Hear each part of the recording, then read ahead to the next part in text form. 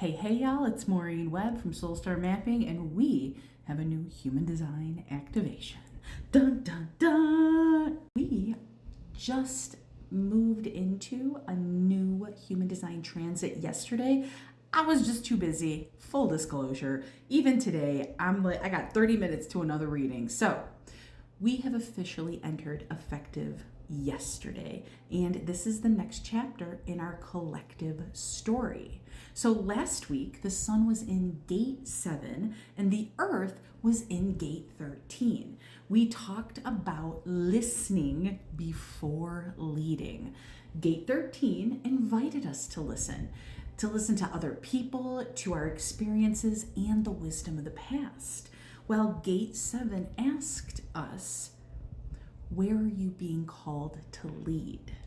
This week, the conversation, it shifts again. Yesterday, the sun moved into gate 4 and the earth moved into gate 49. This week feels like we are really asking, what do I actually believe? Gate 4 is often called the gate of formalization. But let's make that practical because that's a really hard word to say 10 times fast. Basically, gate 4 wants answers. It wants to take a question, look at the information available, and come up with a logical solution, and one that's incredibly useful. But gate 4 also reminds us that just because we have an answer doesn't necessarily mean that it's the right one. Sometimes we simply just don't have enough information yet. So this week, if your mind is desperately trying to figure something out, give yourself permission to stay curious. You absolutely 100,000 million bazillion % do not have to force certainty just because you have a question. And then we have gate 49 in the earth.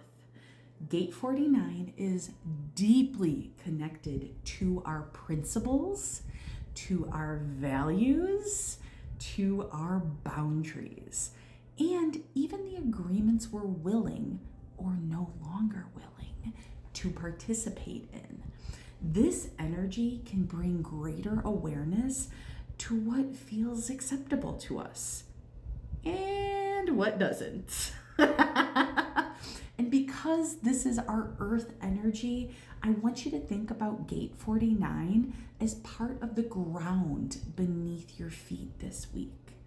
What values help you feel steady? What principles are non-negotiable for you? And where might you need a clearer boundary in order to feel grounded in yourself? So I love that we have these two gates together. Gate 4 asks us, what makes sense? Just help a sister out, right?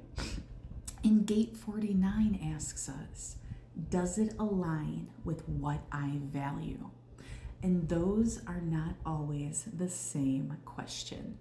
Sometimes something can make perfect logical sense and still not feel right for you. So this week, the invitation is maybe we don't need to rush towards an answer. Maybe we allow ourselves to ask better questions. Maybe we begin to notice what we're no longer willing to compromise and to let our values become part of how we decide what comes next.